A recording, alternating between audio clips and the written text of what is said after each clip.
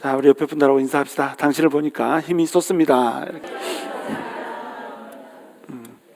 자, 다시 한번 인사합시다. 제 얼굴 보고 힘내십시오. 불끈. 이렇게.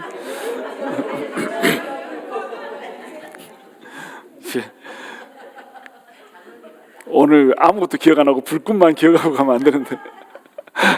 자, 오늘은 불경공과 불의에 대한 하나님의 진노에 대해서 여러분과 함께 나누기 원합니다. 로마서 1장 17절이 로마서 전체의 주제라고 그랬죠. 로마서 1장 17절에 뭐라고 나오나요? 복음에는 하나님의 의가 나타나서 믿음으로 믿음에 이르게 한다 이렇게 나오잖아요. 그래서 오직 의인은 믿음으로 말미암아 살리라 이렇게 나왔잖아요. 어떻게 다 외웠어요? 신기해 죽겠네. 아이고 참 목사보다 나은 성도들이 있어요. 자, 에? 뭐라고?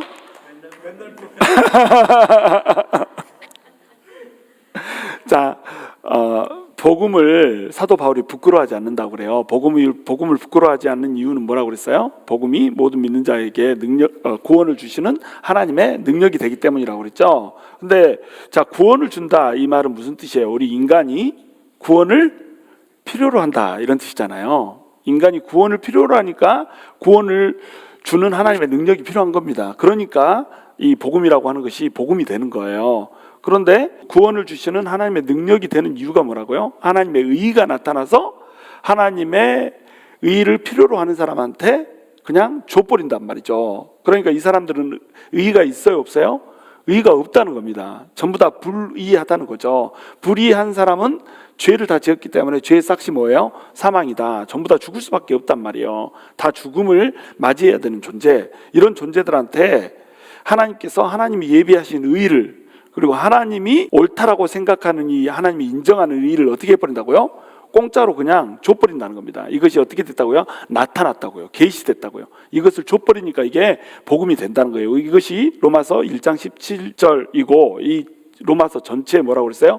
주제라고 그랬죠. 그런데 18절에 이제 내려가면 이때부터 뭐가 시작돼요? 로마서의 본론이 시작되는 겁니다. 그러니까 로마서 17장까지는 뭐다? 서론이다. 지금 우리는 몇 주 동안 서론에서 허덕이고 있었던 거예요. 그래도 꽤 빨리 갔어요. 넘어갈 거 넘어가면서 이렇게 갔는데 너무 단어 하나하나가 중요하기 때문에 이렇게 빨리 갈 수가 없다는 것을 여러분이 좀 이해를 하시면서 단어 하나하나 그리고 문장 하나하나 뜻이 뭔지를 로마서에서는 반드시 이해하고 넘어가야 되는 겁니다. 로마서에서는 하나님을 믿는 복음의 그 교리, 진리 이것이 무엇인지를 가르쳐 준 거기 때문에 그냥 훌렁훌렁 스토리 하듯이 이렇게 넘어가면 안 되는 거예요. 자, 그러면 이제 본론으로 들어가면서 18절에서 뭐라고 시작하냐면 하나님의 진노가 하늘로부터 나타난다 이러고 시작되죠. 자, 로마서 전체 주제가 뭐라고 그랬어요? 복음이 하나님을 믿는 모든 사람들에게 구원을 주는 하나님의 능력이 된다라고 하는 그 주제란 말이에요. 그러니까 기쁜 소식이 구원을 준다 이것이 복음인데 본론으로 들어가면서 뭐라고 시작해요? 하나님의 진노가 하늘로부터 나타난다는 말로 시작을 하는 겁니다. 복음이라면서 하나님의 진노가 나타난다. 그래서 하나님의 진노를 인간이 받을 수밖에 없는 존재들이다 이러고 시작을 해버린단 말이에요. 그러면 도대체 이건 복음인가요? 복음의 소식이 이상한 거죠. 하나님의 진노로부터 시작한단 말이에요. 우리가 진노를 받을 사람이다, 우리가 죄인이다 이렇게 시작하면 기분 되게 나쁘잖아요. 우리가 예수 믿지 않는 사람들한테 가가지고 당신은 죄인이십니다, 그러므로 예수가 필요합니다 이렇게 얘기하면 뭐라고 그래요? 내가 왜 죄인이요?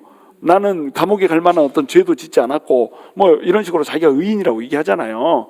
특별히 이제 천주교 신자들한테 물어보면 당신은 구원 받으셨습니까? 천국에 오늘 죽어도 갈 소망이 있습니까? 아니 갈 수 있는 확신이 있습니까? 이렇게 물어보면 뭐라고 대답하죠? 모른다고 대답해요. 대부분이 몰라요. 어떻게 사람이 압니까? 이렇게 대답해요. 근데 가끔 가다가 네라고 대답하는 사람들이 있어요. 그런 사람들 왜 간다고 생각하십니까? 그러면 제가 그렇게 죄를 지은 적이 없거든요. 지옥에 갈 만한 죄를 지은 적이 없거든요. 이렇게 대답한단 말이에요. 복음을 알아요, 몰라요? 복음을 모른다는 겁니다. 사람들한테 복음이 필요한 이유는 뭐예요? 사람이 복음을 필요로 하는 존재라고 하는 사실부터 출발을 하는 거예요. 예를 들어서 사형수한테 당신이 이제 감면 혜택을 받아서 8.15 특사로 살아나게 됐습니다 이러면 사형수가 어떻게 했어요? 이거 복음이죠. 이만한 복음이 어디 있겠어요? 죽을 줄 알았는데 살았으니까. 그런데 갑자기 남편이 아내한테 당신은 죽을 사람인데 오늘부로 산다고 내가 쳐줄게 딱 이렇게 얘기하면 어떻게 하겠어요? 아이고 내가 미친놈이랑 결혼했네 이러지 않겠어요? 그러겠잖아요. 그러니까 복음이라고 하는 것은 어떨 때만 복음이 되냐면 복된 소식이 없으면은 죽을 수밖에 없는 자, 이런 자한테 복음을 주었을 때 이 복음이 된다고 하는 겁니다. 그러니까 하나님의 진노가 너네한테 지금 임할 수밖에 없는 존재라고 하는 이 사실로부터 출발해야지 복음이 복음될 수가 있다는 거. 이것이 올바른 진단이라고 하는 겁니다. 사람들이 병원에 가는 것을 꺼려 하잖아요. 그래서 왜 병원에 안 갑니까? 그러면은 병원에 갔다가 잘못해서 암이라고 나오면 어떻게 해? 이래가지고 안 간단 말이에요. 저 암이라고 나올 것 같아서 난 병원에 안 가. 그래서 진단을 안 받으면 암이 아닌 거예요? 암이라고 내가 진단을 안 받아도 내 속에 있으면 암은 나를 죽이는 겁니다. 그러니까 진단을 받고 빨리 치료를 받아야 암이 나을 거 아니에요.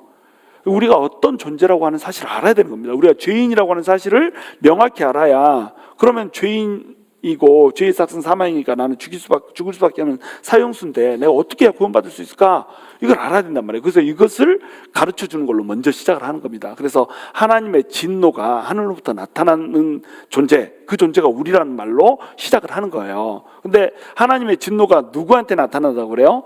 불의로 진리를 막는 사람들의 모든 경건하지 않음과 불의에 대하여 하늘로부터 나타난다, 이렇게 얘기해요. 자, 두 가지 때문에 하나님의 진노가 나타난다고 합니다. 첫 번째는 뭐예요?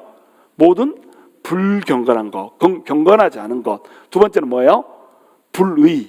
의롭지 않은 것. 이것 때문에 하나님의 진노가 쏟아부어진다는 거예요. 그러면 불경건과 불의의 차이가 뭐예요?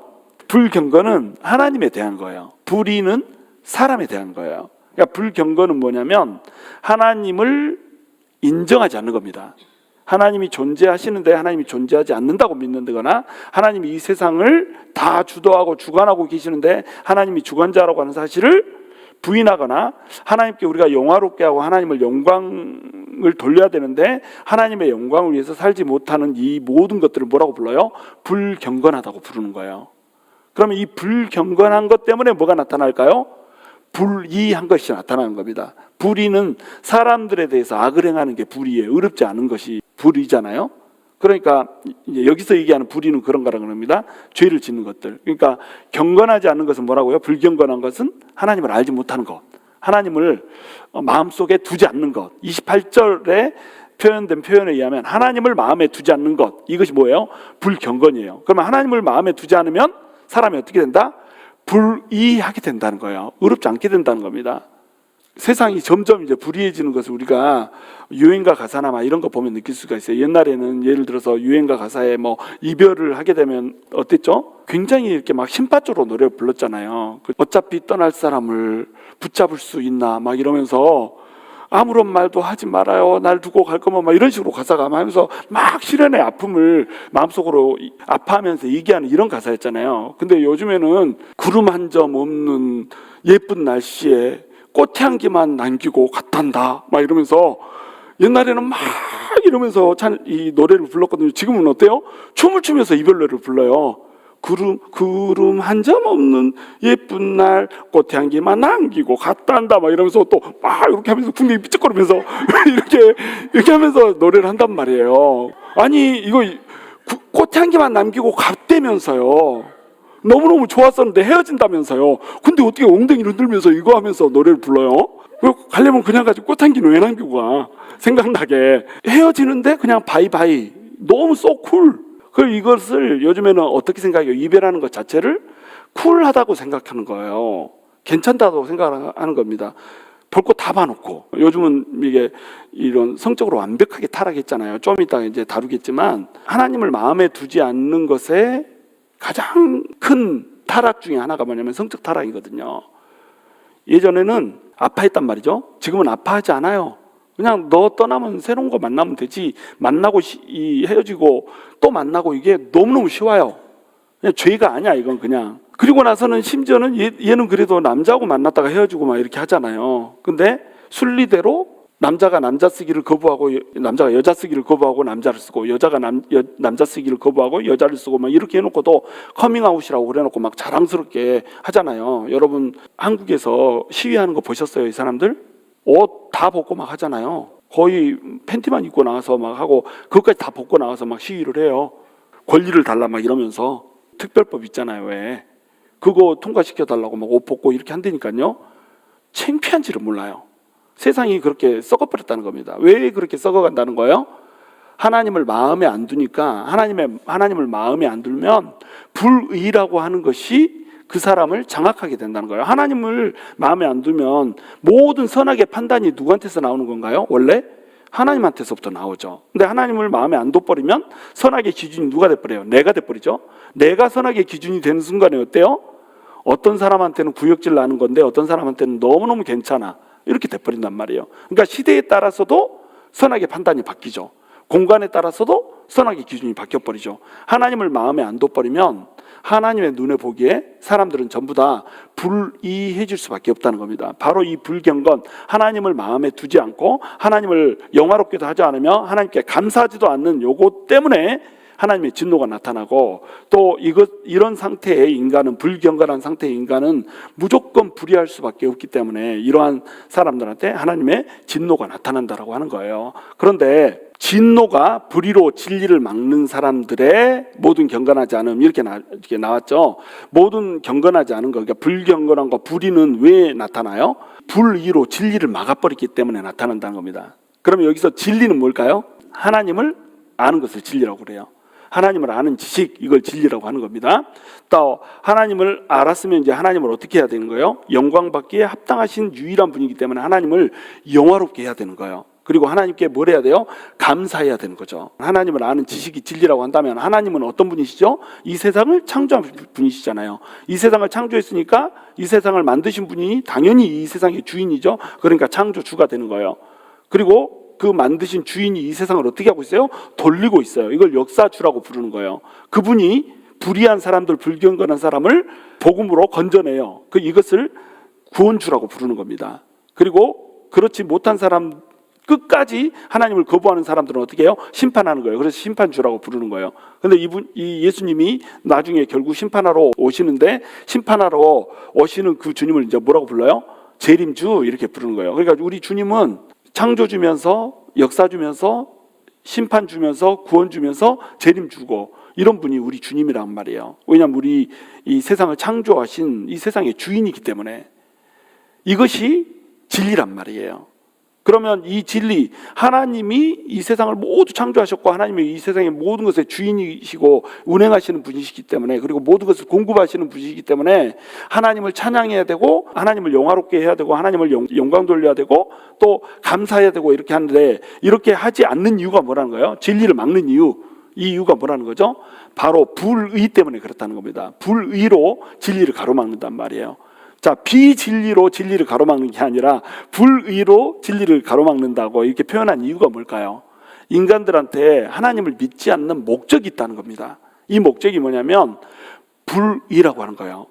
의롭게 살고 싶지 않은 겁니다. 예수님이 이 땅에 오셨을 때 또 뭐라고 불러요? 내가 빛이 이 세상 가운데 왔을 때 어둠이 빛을 알아보지 못한다고 그러잖아요. 그러면서 또 뭐라고 말씀하시죠? 사람들이 빛이 왔지만 여전히 어둠 가운데 머무르기를 원한단 말이에요. 왜 어둠 가운데 머무르기를 원할까요? 내가 하고 싶은 대로 하고 싶은데 빛이 딱 비춰져 버리면 들키잖아요. 그러니까 내가 하고 싶은 대로 못 해버리는 겁니다. 그러니까 내가 하고 싶은 대로 하려면 어떻게 해야 돼요? 불이 안 켜져야 되는 거예요. 예를 들면 도둑놈이 도둑질을 하고 있는데, 야, 안 보여, 불 좀 켜봐, 이러겠어요? 주인이 막 있는데, 어이, 주인 도둑질하는데 안 보여, 불 좀 켜봐, 막 이렇게 하면서 도둑질 하겠어요? 불이 켜지는 순간에 내가 하는 행위가 보여버리는 거예요. 그러니까 도둑놈은 불이 켜지기를 바래요, 안 바래요? 불이 켜지기를 바라지를 않는다는 겁니다. 우리 인간이 전부 다 도둑놈 같다는 거예요. 그래서 불이 켜지기를 원하지 않는다는 겁니다. 그러니까 내가 불이하다고 하는 거예요. 이 사실을 나는 어떻게 하고 싶어요? 즐기고 싶은 거예요. 만끽하고 싶은 겁니다. 그러다 보니까 하나님을 아는 지식을 거부해야 돼요? 거부하지 말아야 돼요? 당연히 거부해야 되는 거예요. 내 마음속에는 하나님이 있을 수밖에 없다는 생각이 있고, 하나님이 있으면 어떻게 하냐 하는 두려움이 있는데, 왜 예수를 받아들이지 않는다고요? 계속 죄 짓고 싶거든요. 예수가 있는 순간에 죄를 지을 수가 없거든요. 그러니까 우리 예수 믿는 사람 중에서도 그런 말들 하는 사람들 있잖아요. 왜 예수님을 조금만 더 늦게 믿을 걸, 할 거 다 해보고 죽기 전에 믿을 걸 괜히 빨리 믿어가지고 하고 싶은 거 못 해보고 이거 너무 이게 고단한 거 아니냐. 보면은 별로 죄 짓는 거 다 짓게 살던만은 또 그런 말을 해요. 얼마나 죄를 더 지으려고. 이런 얘기를 우리 크리스찬들도 하는 이유가 뭐예요? 예수를 우리 마음속에 두는 순간에, 하나님을 우리 마음속에 두는 순간에 우리가 어떻게 되더란 말이에요? 의로부터 벗어나더라는 겁니다. 그러니까 하나님을 마음에 두면은 불의를 저지를 수가 없게 된다는 거예요. 불의를 저지르게 되는 이유는 뭐예요? 하나님을 마음에 두지 않기 때문에. 근데 하나님을 마음에 두고도 불의를 저지르는 이유는 뭐예요? 눈을 감아버려요. 그냥 하나님한테 눈을 딱 감아버리죠. 내 죄에 대해서 눈을 딱 감아버리죠. 근데 다른 사람이 죄 짓는 거 보면 어떻게 하죠? 눈이 번쩍 뜨이죠. 그냥 왜 이렇게 어떻게 이럴 수 있어? 막 이렇게 하면서. 근데 내가 짓는 죄에 대해서는 어때요? 눈을 딱 감아버린다는 거예요. 자, 그러면서 어때요? 내 안에 있는 진리신 하나님한테도 벽을 쳐버린다는 거죠. 하나님이 계시다는 걸 알면서도 하나님이 없는 것처럼 해버린다는 거예요. 이것이 이제 진리를 가로막는 겁니다. 내 안에 분명히 진리가 있는데 이 진리를 예수를 믿는 사람마저도 가로막아버려요. 뭘로? 불의로. 내가 불의하고 의롭지 않게 사는 이것을 즐기기 위해서, 짜릿한 걸 이것을 누리기 위해서 이렇게 하는 겁니다. 예를 들면 뭐 우리 험담하고 사람들 욕하는 거 죄인지 알아요? 몰라요? 알잖아요. 근데 우리 왜 하죠? 짜릿하거든요. 그때만큼은 어떻게 해요? 하나님이 우리 마음속에 있지만 눈 감고 하나님 안 봐버리는 거예요. 이쪽으로 딱 보면서 험담하고 막 이렇게 하잖아요. 남한테 좀 사랑해주고 좋게 돼야 된다. 이걸 우리가 잘 알면서도 사랑하고 좋게 대하기보다는 상처 주고 아프게 하잖아요. 막 오기 부리면서 이렇게 하잖아요. 왜 그래요? 불의를 행하는 것이 나를 짜릿하게 하는 겁니다. 기분 좋게 하는 거예요. 그러니까 진리이신 하나님을 내 안에서 가려버린다는 거예요. 눈으로. 그러니까 불의로 뭘 하고 있어요? 진리를 막아버리고 있단 말이에요. 그러면 하나님을 향해서 어떻게 된다? 불경건하게 된다. 하나님 마음에 두지 않는 것이 돼버린다는 거예요. 또 하나님 마음에 두지 않았기 때문에 어떻게 된다? 계속 의롭지 않은 행위를 하게 된다는 거예요. 그러면 하나님이 어떻게 된다는 거예요? 하늘로부터 하나님의 진노가 나타날 수밖에 없다는 거예요. 왜냐하면 하나님께서는 하나님을 알고 하나님을 알았기 때문에 하나님을 아는 사람답게 살기를 인간한테 바라거든요. 근데 인간들이 하나님을 마음에 두지 않았으니까 지 마음대로 사니까 하나님께서는 반드시 심판을 할 수밖에 없는 겁니다. 하나님이 의롭기 때문에. 자, 그러면 이제 이런 말을 할 수가 있어요. 하나님의 심판대 앞에 섰는데 하나님이 너는 불경건하고 불의했다. 그래서 내가 너를 지옥에 보내야겠다. 이렇게 하면은 저는 사실은 하나님이 있는지 몰랐는데요. 나한테 아무도 하나님이 있다고 하는 것을 가르쳐주지 않았는데요. 이래도 나를 지옥에 보내면 이건 공평하지 않은 거 아닙니까? 이렇게 얘기하잖아요. 많은 사람들이 이렇게 얘기합니다. 그럼 예수님에 대해서 한 번도 들어보지 못한 사람은 어떻게 해요? 이런 얘기하는 거 많이 들어보셨죠? 하나님을 못 들어본 사람은 어떻게 해요? 이런 얘기하는 사람 많이 들어봤죠? 그런데 하나님께서는 이것에 대해서도 너네가 핑계하지 못한다 이렇게 얘기한단 말이에요. 왜냐하면 하나님께서는 진리를 이미 세상 가운데다 뒀다는 겁니다. 계시를 해두셨다는 거예요. 이것을 뭐라고 부르냐면 일반 계시라고 부릅니다. 하나님께서는 하나님의 알만한 것들을 두 가지로 나타내세요. 하나는 뭐예요? 일반 계시, 또 하나는 특별 계시. 일반 계시는 어떤 거예요? 일반 계시는 이 자연 환경에다가 그리고 인간의 마음에다가 인간의 양심에다가 하나님의 능력과 신성을 집어넣는 겁니다. 이걸 보면은 하나님이 있다라고 하는 것을 알 수밖에 없게 그렇게 만들어 놨단 말이에요. 이것을 일반 계시라고 불러요. 특별 계시는 뭐예요? 하나님께서 명확하게 나 여기 있다 하고 성경으로 써놓은 겁니다. 그것을 특별 계시라고 부르는 거예요. 그리고 이 특별 계시 말씀이신 예수님이 육신이 돼서 우리 가운데 오신 이분이 이제 예수님이잖아요. 자, 이것도 역시 특별 계시가 되는 거죠. 그러니까 하나님의 말씀과 예수님은 특별 계시가 되는 거예요. 하나님이 있다라고 하는 강력한 증거가 되는 겁니다. 근데 일반 계시, 이 세상에 돌아가는 자연 세계, 이것은 뭐예요? 하나님이 있다라고 하는 것을 감각적으로 느낄 수 있는 일반적인 계시라는 거예요. 이것을 모든 사람한테 줬다는 겁니다. 그러니까 이것을 보면 하나님이 있다라고 하는 사실을 알고 구원의 길을 찾았어야 됐다는 거죠. 근데 안 찾았어요. 누가 안 가르쳐줬는데요? 하나님이 가르쳐줬어요, 이미. 그런데 내가 안 찾은 거예요. 내가 불의하고 싶으니까 불의로 진리를 가로막아버렸다는 겁니다.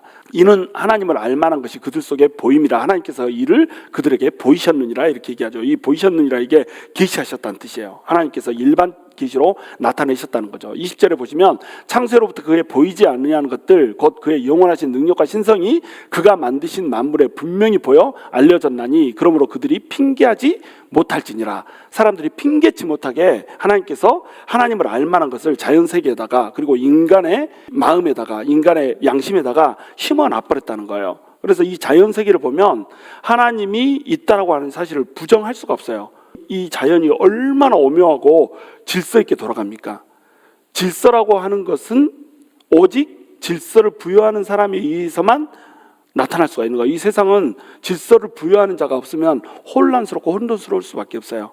저희 집에 작약꽃을 하나 심었는데요. 그 얼마나 신기한지 몰라요. 이게 꽃이요, 필 때는 빨간색이에요. 그러다가 점점 이렇게 이제 봉우리가 커져가잖아요. 그래서 거의 질 때쯤 돼가면 꽃이 하얀색으로 바뀌어요. 그런데 옆에서는 봉우리가 빨갛게 펴요. 그러니까 빨간 꽃하고 하얀 꽃이 한 나무에 달려 있는 거예요. 근데 거기다가 식초 같은 것을 땅에다가 살짝 뿌려주잖아요. 그러면 꽃이 어떻게 되는지 아세요? 파란색으로 바뀌어버려요. 아, 몰랐어요? 그렇다니까요. 글쎄, 산성일 때는 빨간색, 영지성일 때는 파란색, 꽃이 이렇게 되고 좀 늙어가면서는 꽃이 하얀색, 우리 검정털 났다가 하얀털 나듯이 이렇게 늙어가면서 이렇게 바뀐단 말이에요.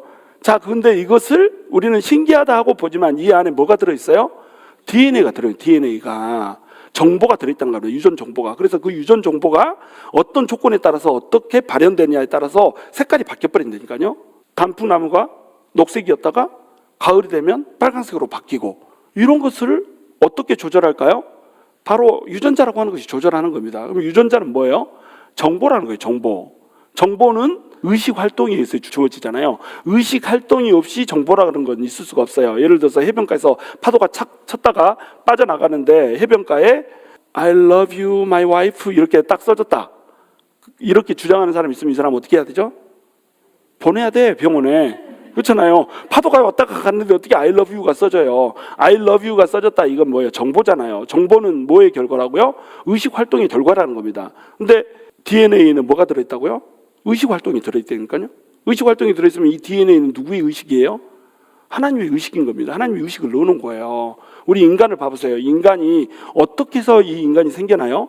우리 위로 올라가면 우리 아버지가 나왔죠. 아버지는 누가 낳았죠? 아버지가 나왔죠. 아버지의 아버지는 누가 낳았죠? 아버지가 낳았죠. 아버지는 누가 낳았죠? 아버지가 낳았죠. 이제 이렇게 쭉 올라가다 나면은 결국 어떤 사람을 만나게 돼요? 첫사람을 만나게 된다는 겁니다. 그럼 이 첫사람 누구한테서 왔나요? 그러면 진화론자들은 어떻게 얘기하죠? 유인원에서 왔다 이렇게 얘기할 거 아니에요. 원숭이에서 왔다 이렇게 얘기하면 안 돼요. 그러면 진화론자들이 또 무식하다 그래요. 그러니까 유인원한테서 온 겁니다. 유인원에서 침팬지하고 이렇게 사람으로 갈라졌대요. 그러면 침팬지의 염색체 수는 몇 개? 48개. 사람의 염색체 수는 몇 개? 46개. 내가 우리 자식을 안 낳았지만 자식을 만약에 낳게 된다면 염색체 수는 몇 개? 46개. 그 자식의 자식은 또 나면 몇 개? 46개. 다 46개예요. 근데 이렇게 잘못해가지고 어떤 문제가 생기면은 뱃속에서 그냥 죽어버려요. 근데 죽지 않고 살아나오는 게 터너 증후군, 클라인페터 증후군, 뭐 다운 신드롬 이런 것들은 이제 죽지 않고 살아나는 유전 정보가 되는 겁니다.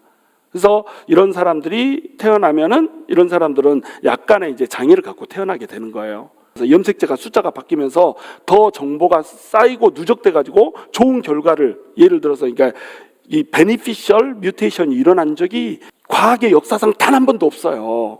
염색체 두 개가 통째로 두 쌍이 빠져야 되잖아요. 48개에서 46개가 되려면. 그래서 어떤 과학자는 이제 막 얘기를 해요. 짧은 거 두 개가 붙어가지고 긴 것이 돼가지고 그것이 인간이 됐다 이렇게 얘기해요. 정말 무식한 소리인 겁니다. 한 번도 염색체가 붙은 적이 없어요. 같이 뭐 서로 이렇게 상호 교환, 그거는 상호 교환하는 거고, 염색체 자체가 붙으면 중심체가 두 개여야 되는데, 너무 어려운가요? 중심체가 두 개여야 된다니까요. 근데 중심체가 하나밖에, 서로 붙어버렸다 그러면 중심체 근처에 있는 유전자라도 비슷해야 될 거 아니에요. 그 짧은 유전자 두 개 붙은 유전자들이 비슷해야 될 거 아니에요. 전혀 달라요. 근데 붙었대요.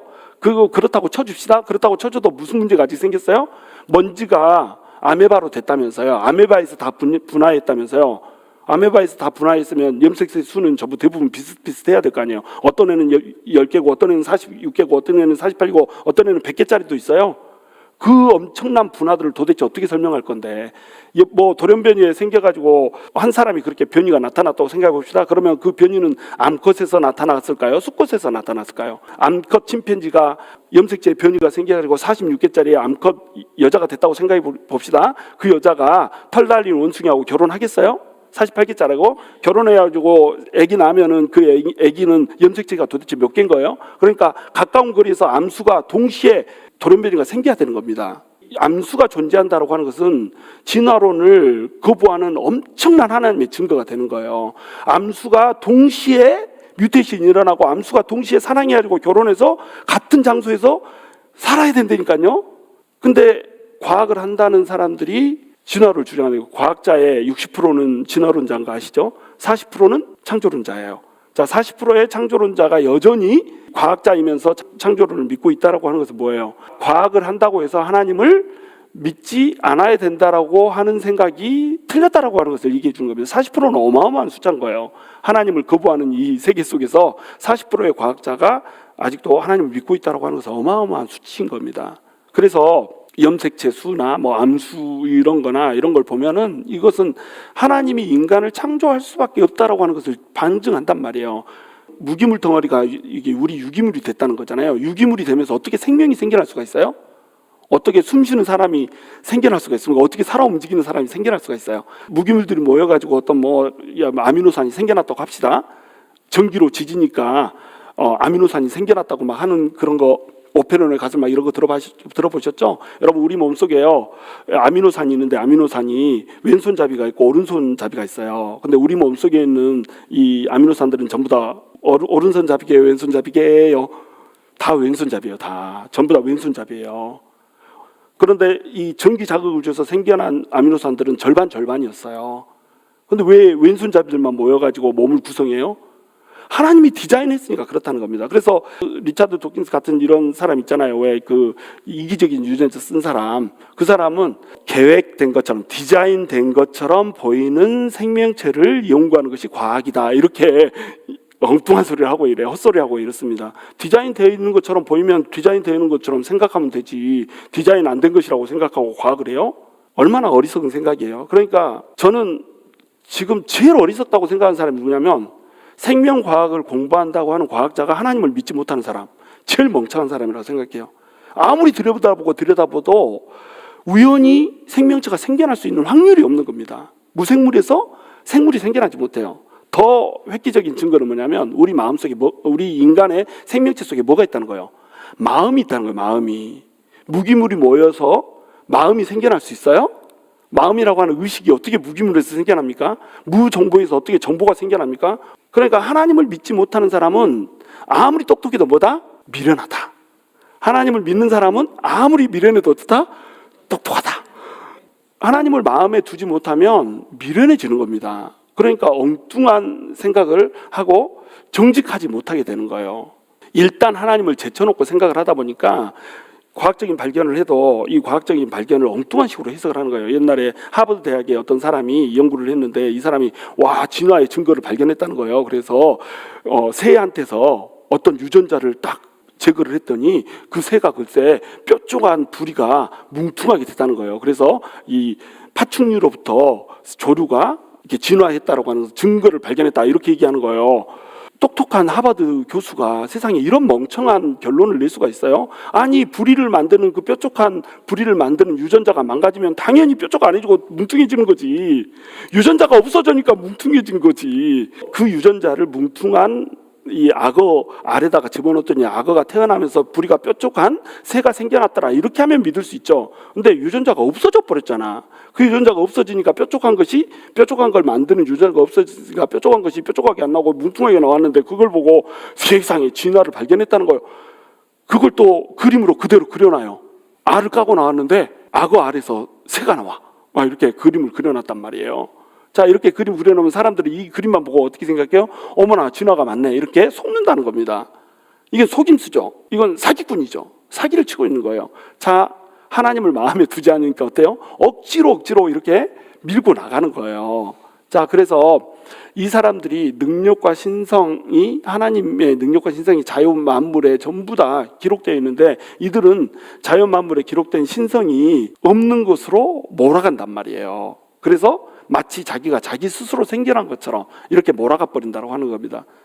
자, 하나님 앞에 섰어요. 하나님 있는지 몰랐는데요. 내가 보여줬는데 네가 부정했잖아. 핑계하지 못한다는 겁니다. 핑계치 못할 증거들을 일반 계시 안에다가 하나님이 집어넣어줘 버렸다는 거예요. 우리 육체에다가 집어넣어줬다는 겁니다. 우리 마음속에 양심이 있어요. 우리 마음속에 양심은 왜 있는 걸까요? 도덕 기준, 도덕 판단, 공의, 사랑 이런 감정들이 우리 마음에는 왜 있는 걸까요? 하나님이 집어넣어놨으니까. 세계 어느 곳에나 가든지 왜 종교라는 것이 존재할까요? 영원을 사모하는 마음을 하나님께서 집어넣어줘요. 성경에 나오잖아요. 영원을 사모하는 마음을 하나님이 마음속에다 집어넣어버렸다니까요. 그러니까 하나님을 만나야만 충족될 수 있는 빈 공간을 사람의 마음속에다 집어넣어버렸다는 겁니다. 그러니까 사람들이 이 빈 공간을 채우려고 어때요? 종교라고 하는 것을 만들어낸다니까요. 그래서 대체물로 누군가를 예배해야 되는 겁니다. 하나님을 예배해야만 만족되는 이 심령을 우리 심령 가운데 심어놨는데 하나님이 없다라고 생각하고 하나님을 마음속에서 버려둬버리니까 어떻게 돼요? 대신 예배할 대체자를 찾는 거예요. 그래서 생겨난 게 뭐라는 거예요? 종교라는 겁니다. 그래서 소도 섬기고 돼지도 섬기고 말도 섬기고 이도 섬기고 파리도 섬기고 개구리도 섬기고 다 섬기잖아요. 누군가를 섬겨야 되는 거예요. 자, 이 시대는 이제 이 과학 시대는 우리가 뭔 우상을 섬기냐, 우리는 안 섬기다 하는 사람도 뭔가를 섬겨. 뭘 섬기죠? 돈을 섬기고 힘을 섬기고 사람을 섬기고 상황을 섬기고 다 섬기잖아요. 하나님을 안 섬기는 순간에 내가 사랑하는 그거 없으면 죽을 것 같은 그 한 가지를 우리는 마음속에 어떻게 한다는 거예요? 반드시 둬야 된다는 겁니다. 왜? 그 공간을 하나님이 채울 수 있게 비워놨다는 거예요. God made space. 그 스페이스를 만들어놨다는 겁니다. God created vacuum이라고 부르죠. 하나님이 만들어 놓은 진공이에요. 그 진공은 인간이 무엇이든지 거기를 채워 넣어야지 채워질 수가 있다는 거예요. 근데 하나님을 넣지 않고 다른 걸로 채워주면 채워져요? 안 채워져요? 절대 안 채워진다는 거예요. 그 빈 공간이 백큐미거든. 훅 빨아들이고 계속 없어진단 말이에요. 하나님으로 채울 때만 그 공간이 채워지는 공간이다. 그 공간을 하나님께서 부어주셨고 이것을 성경에서는 뭐라고 얘기한다? 영원을 사모하는 마음이라고 표현을 하는 거예요. 자, 그러니까 그 마음을 줬다는 거 그거 하나만 갖고도 양심이라고 하는 것을 줬다고 하는 그거 하나만 갖고도 사람한테 판단력과 공의와 사랑이라고 하는 감정들을 줬다는 그거 하나만으로도 하나님이 계신다라고 하는 거, 하나님이 인간을 만들었다는 하는 것을 알 수 있다는 거예요? 없다는 거예요? 알 수 있다는 겁니다. 왜? 흙이라고 하는 정보가 없는 데서 의식이라고 하는 정보가 생겨날 수 없기 때문에, 무생물에서 양심이라고 하는 도덕이 생겨날 수 없기 때문에, 무조건 사람을 보면, 생명체를 보면, 또 이 우주의 질서 있게 돌아가는 우주 질서를 보면 뭘 알 수밖에 없다는 거예요? 하나님을 알 수밖에 없게 만들어졌다는 거예요. 그러니까 핑계할 수 있어요? 없어요? 핑계할 수 없다는 거예요. 그걸 모든 사람들이 안다는 거예요? 모른다는 거예요? 안다는 겁니다. 이걸 진짜로 이제 하나님을 구체적으로 안다는 뜻이 아니고 하나님의 존재에 대해서 의식한다는 거예요. 느낀다는 거예요. 저도 예수 믿기 전에, 하나님 믿기 전에 이 하나님이 계시면 어떻게 하나고 하는 두려움이 항상 있었다니까요. 제가 공산주의자고 유물론자였잖아요. 유물주의 사관을 갖고 있기 때문에 모든 이 의식은 물질로부터 온다고 믿었어요. 뇌가 있으니까 뇌로부터 의식이 온다라고 이렇게 믿었었습니다. 그런데 내 마음속에 근데 만약에 신이 있으면 어떡하지? 라고 하는 요만큼의 두려움이 있었던 거예요. 그 두려움이 나를 사로잡으면서 제가 예수님한테 붙들리게 되는 계기가 됐다니까요. 마음속으로 계속 신념을 가지고 내가 부정을 하고 부인을 해도 하나님은 절대 존재하지 않아, 신은 죽었어, 이 종교는 아편이야, 아무리 내가 주장을 해도 내 마음속에 있는 하나님이 계시면 어떻게 하나라고 하는 이 두려움이 없어지지 않더라는 겁니다. 이건 무슨 뜻이에요? 내가 하나님을 안다는 뜻이라고 하는 거예요. 니체가 신은 죽었다 이렇게 얘기했지만 니체가 나중에 결국 어떻게 죽었다 그랬죠? 뇌연화증으로 죽었잖아요. 뇌연화증이 되면서 이 니체는 정신분열증에 걸려가지고 자기 스스로 자기를 어떻게 컨트롤할 수 없는 그런 사람이 된 채로 죽었습니다. 그 사람이 신은 죽었다 이렇게 말했는데, 자, 정신분열증에 걸린 사람이 쓴 책을 지금도 읊조리면서 신은 죽었다 이렇게 말하고 있단 말이에요. 세상에 믿을 것이 없어서 정신분열증이 걸린 사람이 한 소리를 믿고 그것을 신앙처럼 이렇게 읊조리겠어요? 자, 이것이 인간의 한계라고 하는 거예요. 인간은 아무리 똑똑해 보이고 아무리 멋진 글을 써도 자기 스스로의 운명 하나를 컨트롤할 수 없는 존재가 인간이라고 하는 겁니다. 그리고 그 인간의 마음속에 다 뭐가 있다는 거예요? 하나님을 아는 마음이 있다는 거예요. 그런데 하나님을 알되 하나님을 어떻게 하지 못한다는 거예요? 영화롭게도 하지 아니하고 감사하지도 아니하고 이렇다는 겁니다. 오히려 그 생각이 허망해지면 미련한 마음이 어두워졌다 이렇게 얘기해요. 하나님을 영화롭게 해야 될 거 아니에요. 하나님께 감사해야 될 거 아니에요. 이 세상을 만든 것에 대해서, 이 세상을 이렇게 조화롭게 돌려주면서 우리 인간이 존재하게 해준 것에 대해서 감사해야 되잖아요. 근데 감사하는 마음이 없어요. 왜냐하면 하나님이 없다고 생각을 해버리니까, 억지로 진리를 불의로 외면해 버렸으니까 영화롭게도 하지 않고 감사하지도 않는 겁니다. 그러면 하나님한테 감사하지 않고 하나님을 영화롭게 하지 않고 하나님을 예배하지 않으면 마음이 어떻게 된다는 거예요? 허망해진다는 거예요. 마음이 허망해지면 그 다음에 드는 것은 뭐예요? 내가 스스로 지혜 있다고 생각하는 거예요. 내 스스로가 이제 왕이 되는 겁니다. 하나님을 왕의 자리에서 쫓아내버렸으니까 누가 왕이 돼요? 내가 왕인 것처럼 이렇게 살아내게 되는 거예요. 그래서 내가 지혜 있다 이렇게 얘기를 하는 겁니다. 근데 그것이 어떻다는 거예요? 어리석은 거라는 겁니다. 왜냐하면 내가 왕이라고 생각하는 순간에 나는 왕이 될 수 있어요? 없어요? 없어요. 내가 하나님을 왕이라고 생각하는 순간에 나는 왕이 될 수 있어요? 없어요? 있어요. 왜냐하면 하나님은 우리를 뭘로 세웠어요? 왕으로 세웠거든요. 왕 같은 제사장으로 우리를 세웠잖아요. 그러니까 하나님을 인정하면 우리는 왕으로 살 수 있는 겁니다. 근데 하나님을 인정하지 않으면 우리는 뭘로 살아요? 노예로 사는 거예요. 왜? 이 마음을 누가 주니까? 마귀가 주니까. 마귀의 노예로 우리가 살 수밖에 없게 되는 겁니다. 그러면 마귀가 우리한테 주고자 하는 첫 번째 마음이 뭐예요? 하나님 말고 다른 것을 경배해라 이거예요. 근데 그 다른 것 뒤에는 누가 숨어 있죠? 마귀가 숨어 있다는 겁니다. 그러니까 하나님 말고 누구를 경배하라는 거예요? 나를 경배하라는 겁니다. 마귀를 경배하라는 거예요. 악한 영을 경배하라는 겁니다. 그러면 우리가 하나님 말고 다른 거, 예를 들어 우상을 숭배한다, 뭐 신상을 섬긴다, 뭐 제우스 신을 섬긴다, 뭐 아폴로 신을 섬긴다, 또는 뭐 당군 조상을 섬긴다, 막 이렇게 되면 어떻게 돼요? 그런 것들을 섬기는 거지만 그런 것들 뒤에 있는 누구를 섬긴다는 거예요? 마귀를 섬긴다는 거예요. 나는 그런 거 하나도 믿지 않아. 나는 내 주먹을 믿어. 내가 내 인생의 주인이야. 이렇게 하는 순간에 내 인생의 주인이 내가 되는 게 아니라 누가 된다는 거예요? 마귀가 된다는 겁니다. 그럼 우리는 뭐가 된다는 거예요? 노예가 된다는 거예요. 그러니까 스스로 지혜 있다고 하나 우리는 지혜 있는 것이 아니라 사실은 어떤 자가 되는 거예요? 어리석은 자가 되는 겁니다. 그래서 썩어지지 아니하는 하나님의 영광을 썩어질 사람과 새와 짐승과 기어다니는 동물 모양의 우상으로 바꾸게 돼버리는 거예요. 왜? 하나님을 섬기지 않으면 하나님 말고 다른 것을 섬겨야 되거든요. 무조건. 사람은 무조건 하나를 섬기게 돼 있어요. 왜냐하면 하나님이 그 마음을 집어넣어놨기 때문에, 예배하는 마음을 집어넣어놨기 때문에 하나님을 예배하지 않는 순간에 다른 것을 예배하게 된다는 겁니다.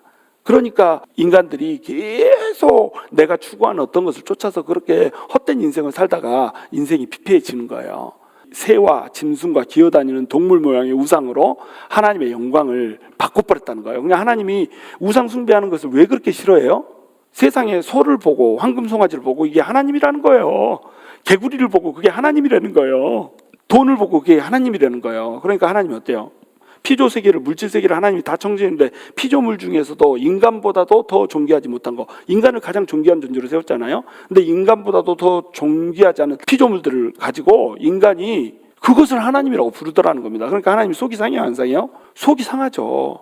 부모가 자식을 낳았는데 세상에 그 자식한테 이제 너 행복하게 살아라 그러면서 반스도 사주고 양말도 사주고 옷도 사주고 뭐 먹을 것도 사주고, 그런데 아이스크림을 쪽쪽 팔더니 이 아이스크림이 달콤하니까 어머나 이 아이스크림이 우리 아버지요 이러고 있다고 생각해 보세요. 아버지가 얼마나 속이 상해요? 이런 거하고 똑같다는 거예요. 피조물들을 만들어 놓고 제일 존귀하게 아들로 만들어 놨잖아요. 그런데 아이스크림 같이 달콤한 이런 것 빨아먹으면서 이게 우리 아버지예요 이러고 있다는 겁니다. 이게 하나님이에요 이러고 있다는 거예요. 그러니까 하나님이 화가 나죠. 근데 24절에 보시면 그러므로 하나님께서 그들을 마음의 정욕대로 더러움에 내버려 두사 그들의 몸을 서로 욕되게 하게 하셨으니 이는 그들이 하나님의 진리를 거짓 것으로 바꾸어 피조물을 조물주보다 더 경배하고 섬김이라. 주는 곧 영원히 찬송할 이시로다. 아멘. 하나님만이 영광받을 분이고 하나님이 찬송받을 분이신데 피조물들을 더 경배하고 섬겨버려요. 그리고 나서 26절에 뭐라면 이 때문에 하나님께서 그들을 부끄러운 욕심에 내버려 두셨으니 곧 그들의 여자들도 순리대로 쓸 것을 받고 영리로 쓰며, 그 다음에 남자들도 순리대로 여자 쓰기를 버리고 서로 향하여 음욕이 불리듯 하며, 이렇게 돼 있죠. 여자가 여자랑 자고 남자가 남자랑 자버리더라는 겁니다. 여러분 뭐 동성애자들에 대해서 동성애는 알 때부터 뭐 그런 경향이 있고 성향이 있으니까 뭐 이것은 인정해 줘야 되는 거 아니냐 뭐 이렇게 해가지고 이 차별금지법 만들고 막 이렇게 하지만, 여러분 첫 번째 지적 한번 할게요. 사람이 그런 경향이 있다고 해서 그대로 살아도 돼요, 안 돼요? 예를 들어서 사람이 태어날 때부터 죄인으로 태어나잖아요. 남의 거 보면 내 거 아니어도 너무 좋으면 쌈박하면 훔치고 싶은 마음이 있어요, 없어요? 있죠. 모든 사람이 그런 마음이 있잖아요. 견물생심이라는 말도 있잖아요. 그러면 사람이 태어날 때부터 그런 경향을 갖고 있으니까 마음대로 남의 거 훔쳐도 되나요? 안 되잖아요. 사람이 성질나면 때려 죽이고 싶은 마음 생겨요, 안 생겨요? 생기잖아요. 근데 왜 참죠? 힘이 없으니까 참고 때려 죽일 힘이 없으니까 참고, 힘이 있어도 죽이면 안 된다라고 하는 생각 때문에 참는 거 아니에요. 근데 그 경향이 사람한테는 있다는 겁니다. 있으니까 때려 죽어도 되는 거예요? 그러면 살인도 괜찮나요? 너무 극단적인 예를 든다고요? 그렇지 않아요. 원리가 똑같잖아요. 사람한테는 죄를 향한 경향이 있는 거예요. 죄를 향한 경향이 있지만 이것을 죄라고 규정하시는 하나님이 있기 때문에 그것을 하면 안 되는 겁니다. 그러니까 사람이 태어나면서부터 동성애적 경향이 있다 라고 하는 것으로 인해서 합리화되지 않는다는 거예요. 왜냐하면 그런 경향이 있어도 하나님께서 죄라고 규정하면 죄인 겁니다. 근데 죄라고 하잖아요, 여기. 로마서 1장 26절 27절 보면은 순리대로 여자가 이 남자 쓰기를 버리고 또 남자도 여자 쓰기를 버리고 지 멋대로 한다, 이것을 뭐라고 그래요? 부끄러운 일을 행하여, 이렇게 얘기했잖아요. 그리고 그릇됐다고 얘기하잖아요. 죄라고 얘기하고 있다는 겁니다. 그리고 이것 때문에, 이 불의 때문에 하나님의 진노가 임한다라고 첫 번째 예로 제시하고 있는 거예요. 우상 숭배를 불경건이라고 얘기한다면, 하나님 말고 다른 것을 섬기고 하나님을 마음에 두지 않고 다른 것을 마음에 두는 것을 불경건이라고 한다면, 불의가 불경건에 따라서 이제 따라오는 거잖아요. 근데 그 불의의 첫 번째 예로 뭘 들고 있어요? 성적인 타락을 들고 있는 겁니다. 그 성적인 타락 중에서도 대표적인 게 뭐예요? 동성애라고 하는 거예요. 성적인 타락은 반드시 우상 숭배에 이제 따라오거든요. 우상 숭배에 따라올 때 이 성적인 타락은 주로 뭐가 문제가 될까요? 가정을 해치는 게 문제가 돼요. 있는 가정을 파괴시키거나 없던 가정을 만들지 못하게 만들거나, 이런 것이 이제 성적인 타락이 되는 겁니다. 어수선해져 버리는 거예요. 자, 남자하고 남자가 자가지고 애를 낳을 수가 있나요? 여자하고 여자가 자가지고 애를 낳을 수가 있나요? 난자와 난자가 만나서 난자가 태어나요? 그렇게 안 되잖아요. 정자하고 난자가 만나야 되는 겁니다. 하나님이 만드신 법칙은 한 사람과 한 여자가 만나서 결혼하게 되는 거, 이게 가정이에요. 한 남자와 두 여자도 아니야. 한 남자와 한 여자가 만나서 가정을 꾸려야 되는 거예요. 이것이 하나님의 법칙이고, 하나님께서 가정을 첫 번째 조직으로 꾸며놨다는 거죠. 기관으로. 근데 이것을 마귀는 어떻게 하려고 그래요? 무너뜨리려고 한다는 겁니다. 이것을 무너뜨릴 수 있는 가장 좋은 방법은 뭐예요? 남자하고 여자가 자면 불륜이어도 어차피 애는 나와요. 그렇죠?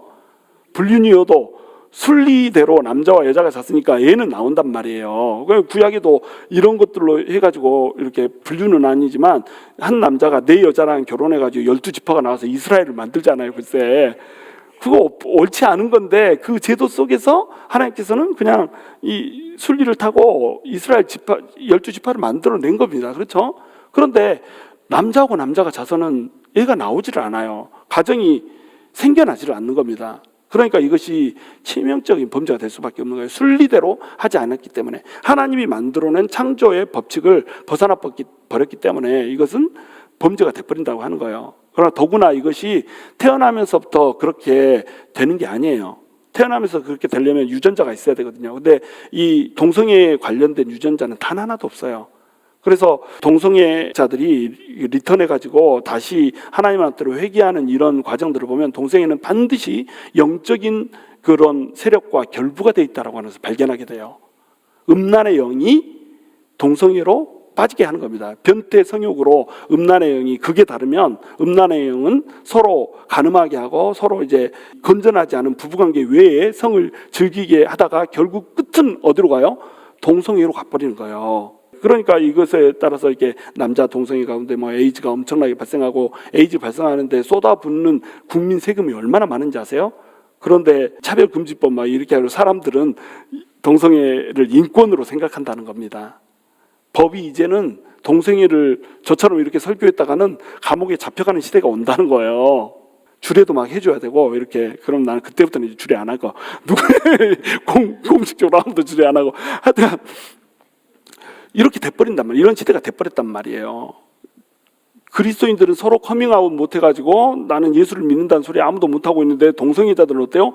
부끄러운 줄 모르고 나는 동성애자라고 막 커밍아웃 뻥뻥 해가지고 대놓고 막 하잖아요. 그렇죠? 이런 시대가 돼버렸단 말이에요. 이제는 죄를 죄라고 얘기하면은 이게 오히려 죄가 되는 시대를 우리가 살아가고 있다는 겁니다. 이것이 불의가 점점 성행해 가고 있다는 거예요. 크게 되고 있다는 겁니다. 이 이유가 뭐라는 거예요? 불경건 때문에. 28절 보시면 또한 그들이 마음에 하나님 두기를 싫어하며 하나님께서 그들을 그 상실한 마음대로 내버려두사 합당하지 못한 일을 하게 하셨으니 하나님 두기를 싫어한 불경건이 뭘로 이어진다는 거예요? 불의로 이어진다는 겁니다. 그 불의들이 뭐라는 거예요? 곧 모든 불의, 추악, 탐욕, 악의가 가득한 자요, 시기, 살인, 분쟁, 사기, 악독이 가득한 자요, 수근수근하는 자요, 비방하는 자요, 하나님께서 미워하시는 자요, 능욕하는 자요, 교만한 자요, 자랑하는 자요, 악을 도모하는 자요, 부모를 거역하는 자요, 이런 모든 우매한 자요, 배역하는 자요, 무정한 자요, 무자비한 자라. 이 모든 불의들이 어디에서 생긴다고요? 불경건에서 생긴다는 겁니다. 불경건은 뭐예요? 하나님을 마음에 두지 않는 데서 생긴다는 거예요. 하나님을 마음에 두지 않는 그 불경건 때문에 불의가 생겨서 우리가 입에 담기도 힘든 이런 죄의 이 항목들이 잘 열거가 되는 겁니다. 자, 이런 자들은 하나님의 눈으로 볼 때 사형이에요, 사형이 아니에요? 당연히 사형이죠. 하나님께서는 100% 선이잖아요. 절대 선이잖아요. 0.0001%의 죄도 없잖아요. 그 하나님 앞에 죄가 이만큼이라도 묻어있으면 설 수가 없는 겁니다. 왜? 하나님은 거룩 그 자체이기 때문에, 완전 그 자체이기 때문에. 그러니까 사형에 해당하는 거예요. 사람들도 이것을 본능적으로 알아요. 이러한 죄를 행하면은 사형에 해당한다고 하나님께서 정하심을 알고도 자기들만 행할 뿐 아니라 또한 그런 일을 행하는 자들을 어떻다고 해요? 옳다 하느니라. 동성애 옳다고 하잖아요. 그렇죠? 사기치고 막 이런 거 요즘에는 드라마에 나와도 어때요? 사기쳐가지고 막 다른 사람들 이렇게 하고 막 이러면 상황에 따라서는 사이다다 막 이렇게 얘기하잖아요. 주인공이 사기치면 괜찮아. 그렇죠? 주인공 타짜 막 이런 거 봐보세요. 화투해가지고 이런 도박에서 막 돈 긁고 막 이렇게 하잖아요. 그래가지고 주인공이 죽을 것 같으면 조마조마하면서 주인공 안 죽었으면 좋겠다 이러잖아요. 우리가 뭘 응원하고 있는 거예요? 도박사 응원하고 있는 거 아니에요. 조폭 영화 봐보세요. 조폭 영화에서 막 이렇게 사람들 때리고 다니고 막 칼로 찌르고 다니고 막 이러는데 주인공 죽기를 바래요? 안 죽기를 바래요? 안 죽기를 바라잖아요. 그냥 초록 물고기 막 이런 거 보면서 한석규가 이러면서 죽어가고 있으면 아우 살리지 왜 죽였냐 그러고 작가 욕하고 막 이러잖아요. 누구 응원하는 거예요? 조직폭력배 응원하는 거 아니에요? 우리 마음속에 의가 희미해져 버렸다는 겁니다. 심지어는 하나님을 믿으면서도 불의가 옳은 것처럼 인식을 해버린다는 거예요. 왜? 불경건 때문에. 경건하지 않아요. 하나님을 마음에 뒀다고 하면서도 하나님이 내 자리에 완벽하게 나를 차지하고 있지 않은 겁니다. 매사에 하나님이 영화롭고 하나님이 영광스럽고 하나님의 영광을 위해서 나의 모든 것을 던지고 싶은 마음이 우리 마음속에 있어요, 없어요? 없다는 거예요. 그것을 뭐라고 부른다고요? 불경건이라고 부른다는 겁니다. 그러니까 크리스찬들이 하나님을 마음에 두기를 꺼려한 그 불경건으로 인해서 여전히 크리스찬임에도 불구하고 어떻게 산다는 거예요? 불의하게 산다는 거예요. 여러분, 우리가 크리스찬이 크리스찬답게 살려면 우리 마음속에 뭐가 있어야 돼요? 하나님이 있어요. 하나님을 둬야 된다는 겁니다. 그래도 우리는 하나님을 마음에 더 뒀잖아요. 하나님 마음에 뒀으니까 우리는 사는 거예요. 불의한 자인데 예수를 믿었다는 그 이유 때문에 하나님의 의가 나타나서 우리한테 하나님이 인정하는 의를 공짜로 줘버렸다니까요. 근데 우리가 그것을 바라버렸어요. 우리 불의 때문에, 불경건 때문에 우리도 죽을 수밖에 없는 존재였어요. 근데 하나님의 의를 줘버렸으니까 그 의를 받고 우리가 어떤 존재가 됐어요? 사는 존재가 돼버렸다니까요. 그러니까 그게 복음이죠. 복음에는 하나님의 의가 나타나서 믿음에서 믿음에 이르게 한다고. 오직 의인은 믿음으로 말미암아 살리라. 우리는 믿었어요. 그러니까 살았어요. 근데 우리에게 남겨진 또 하나의 숙제가 있는 거예요. 그게 뭐냐면 하나님이 우리 마음속에 있어도 하나님을 온전히 우리 마음속에 주인으로 세우는 겁니다.